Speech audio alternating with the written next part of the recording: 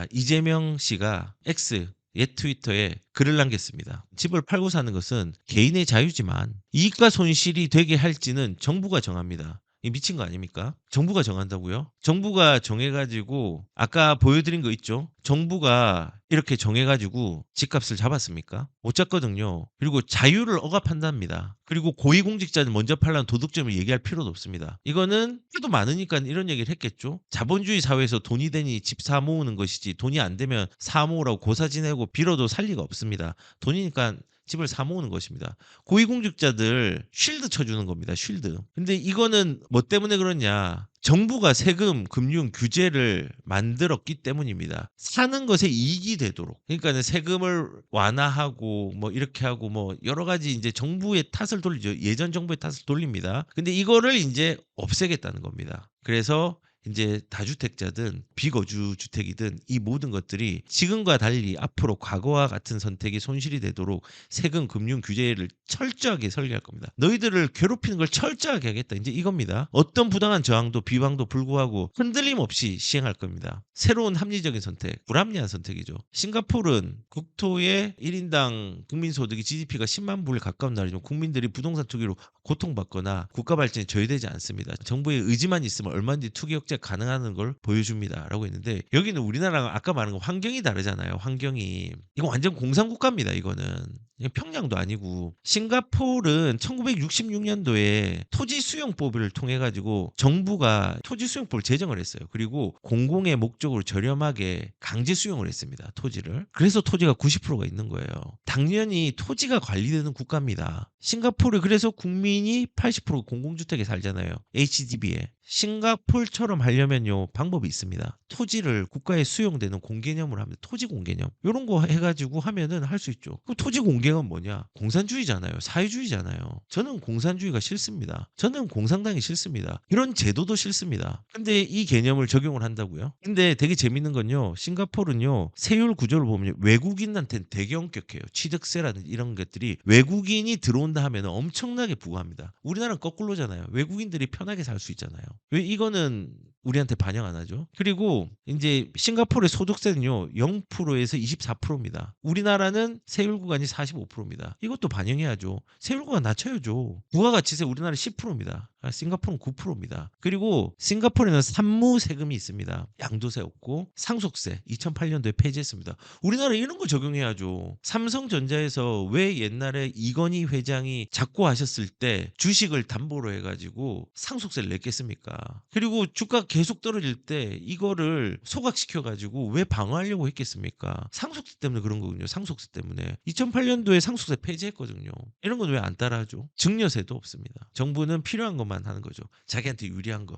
공공에서 이렇게 지금 분양을 하고 있다. 공공에서 80%가 임대주택을 하고 있다. 우리도 이렇게 해야 돼. 그럼 세금은요? 세금도 따라해야죠. 그러면은 똑같이 하려면은. 다시 한번 강조하지만은 집을 사고 파는 것은 개인의 자유지만은 그것이 이익이 되게 할지 손해가 되게 할지는 정부가 정합니다. 거세 저항 크게 맞을 겁니다. 오목나무가 단단해 보이지만요. 결국은요. 큰 바람이 불면 부러집니다. 권력을 가지고 있지만은 이거는 부러져야 되는 나무입니다. 왜냐면은 시장을 파괴하잖아요. 주택 투기가 젊은이들의 희망을 빼앗고 나라를 망칩니다. 지금 다주택자들 많이 사라졌고요. 많이 줄어들었고요. 지금 여기에서 말하고 있는 다주택 조금은 줄어들면서 실거주들이 집을 많이 샀습니다. 그리고 집값이 급등을 언제 했는 줄 아십니까? 이재명 정부가 들어선 이후에 문재인 정부보다 훨씬 더 급등이 많았습니다. 망국적 투기를 확실히 해결하려면요. 망국적 정책을 확실히 안 해야 됩니다. 예전에 칸타빌 수유라고 기억하실지 모르겠는데요. 이거 미분양이 났었고요. 이 미분양이 여러 번 이제 무슨 일을 했는데도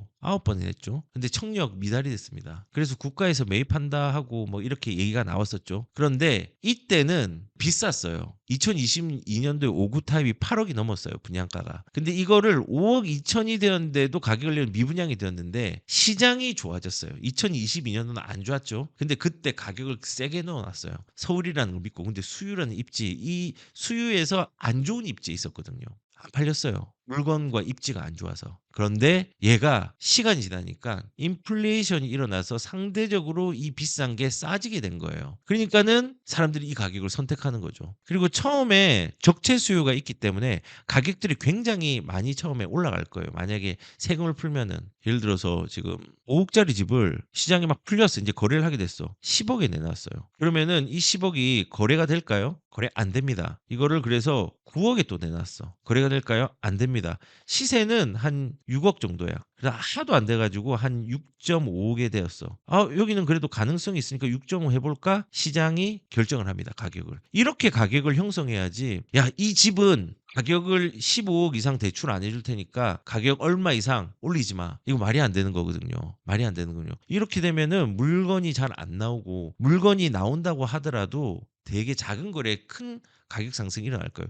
요지는 뭐냐면은 양도세 중과를 폐지하고 거래할 수 있는 물량들을 많이 내야 됩니다. 지금 요지는 이거죠. 아까 말씀드린 것처럼 이 물량, 묶인 물량들을 풀어내는 겁니다. 해결책은 이 묶인 물량들을 풀어내는 겁니다. 토지 폐지, 그 다음에 투기과열지구 조정대상주 이거 없애버리고 재건축 재개발로 활성화될 수 있도록 하고 양도세 폐지, 그 다음에 취득세 완화 이것도 해야 되거든요. 취득세 완화도 해야 돼요. 취득세 때문에 어떤 문제가 생겼냐? 고가주택 쏠림이 생겼잖아요. 내 돈으로 가장 좋은 가성비 있는 물건을 최대한 확보하겠다. 그러니까 지방에는 주택을 선택을 못하죠. 왜냐하면은 보유세도 있고 취득세도 있으니까. 그리고 취득세 중과에 대한 부분들이 뭐 이제 지방에는 세채부터지만은 지방 사람한테도 불리해요. 지방 사람들은 지금도 이제 어렵지만은 위로 못 올라와요. 왜 못 올라오냐? 내가 집을 지방에 한 개 가지고 있고 수도권에 한 개 사면요 바로 8%거든요. 그래서 지금 지방도 불리하고 똘똘한 한 채로 몰리는 양상들이 취득세 때문에 일어났다 생각합니다. 그리고 마지막으로 대안은요 미래의 불확실성을 없애야 됩니다. 가격을 안정시킨다라는 명목으로 가격을 불안정하게 하고 있다 생각합니다. 이 안정시키다는 명목으로 시장의 공포를 조성하고 그게 가격을 불안정하게 하고 있다고 생각을 합니다. 그래서 저는 좀 이런 생각을 좀 했으면 좋겠어요. 상대방도 이해가 되거든요. 34평짜리 아파트가 있어요. 근데 60평에 살던 사람이 일로 가면요 불편하고 힘듭니다. 어렵습니다, 되게. 근데 거꾸로 17평에 있던 사람이 34평에 가면요. 와, 좋다. 광명을 찾습니다. 똑같은 34평인데 17평에서 34평으로 가는 거랑 60평에서 34평으로 가는 거는 되게 힘들거든요. 지금 저는 이 비유를 드는 게 상황이 되게 좋은 집에 살다가 일로 오라는 거예요. 시장 환경을 그냥. 그러면은 우린 불편해. 우리는 돈도 있어. 이거를 보존할 힘도 있어. 이거를 지키고 싶어. 근데 이거 안 돼. 이쪽으로 와. 이 힘든 거죠. 근데 거꾸로 17평에 있는 사람을 34평으로 오면요. 광명이죠. 근데 정부에서는 여기를 공격하는 거야. 야, 너희들 많이 가졌잖아.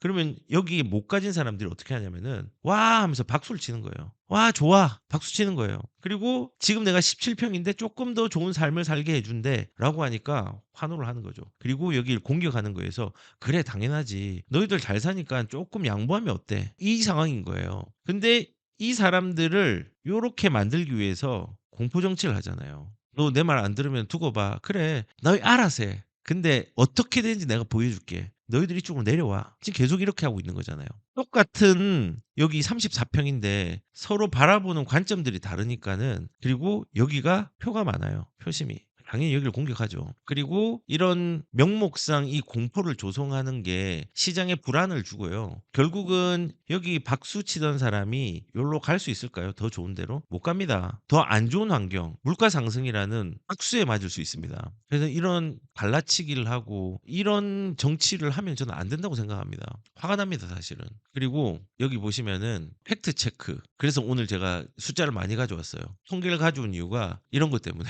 조회수만 나오면 건 조회수 많이 안 나와도 됩니다. 그냥 상황들을 잘 이해하는 사람이 많았으면 좋겠습니다. 거짓 정보를 유통하여. 거짓 정보를 누가 했습니까? 저는 개인적으로 제가 되게 놀라운 거 뭐냐면 1년 전 영상을 봤습니다. 다 맞게 돌아가더라고요. 이재명 정부가 되면 어떻게 될까? 지금처럼 된다고 얘기를 했더라고요. 2020년도, 2018년도에 제가 2020년부터 2024년도 시나리오를 썼습니다. 맞게 돌아가더라고요. 나 거짓말한 적이 없거든요. 2022년도에 영상 한 개 올라온 게 있는데 과천 송파를 추천했습니다. 했습니다. 시장이 안 좋다고 큰일 난다고 했거든요.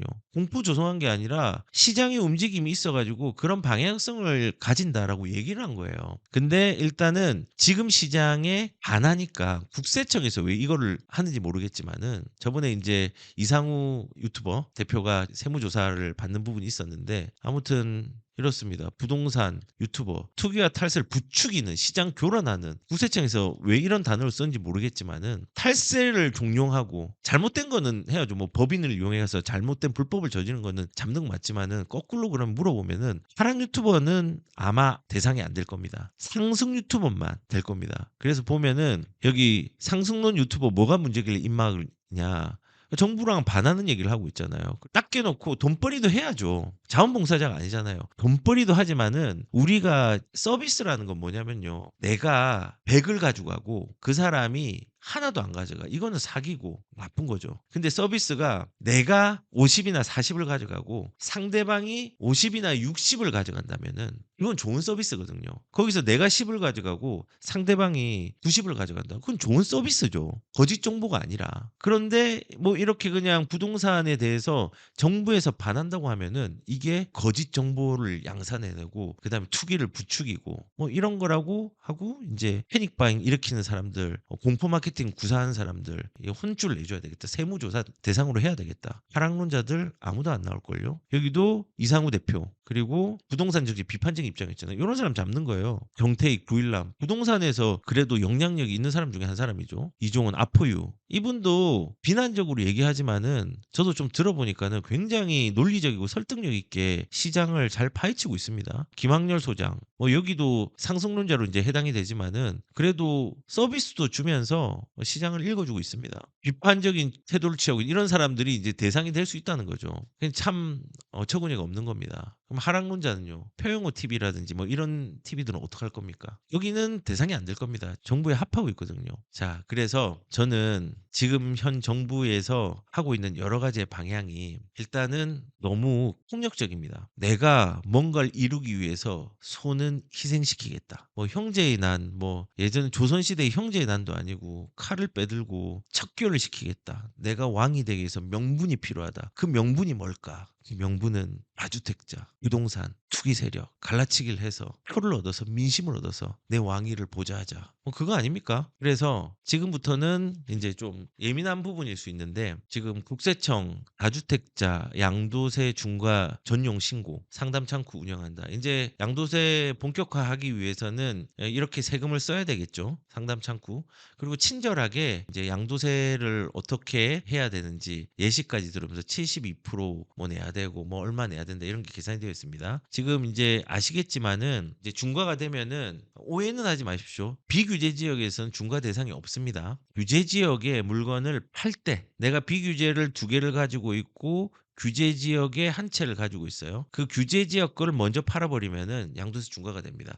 그런데 그 양도세를 차액 자체가 10억이 넘어간다. 그러면은 어떻게 되느냐? 세금을 75% 맞습니다. 근데 75%는 국세입니다. 근데 여기에 지방세 10%, 7.5%가 붙습니다. 그러면 총 82.5%를 세금으로 매긴다는 겁니다. 그리고 여기서는 양도세, 중과세 내는데 우리가 너무 많이 내니까 할부는 해줄게 라고 얘기는 또 하고 있습니다. 할부를 하는 게 아니라 그냥 해주지 마라. 중과세를 하면 안 되죠. 이제 매물잠김 심각합니다. 이런 상황에서 이제 세금 현실화는 본격화되고 있습니다. 친절하게 분납에 대한 부분들도 안내를 하고 있더라고요. 그래서 지금 정부는 집값을 잡는다라는 포지션을 잡았습니다.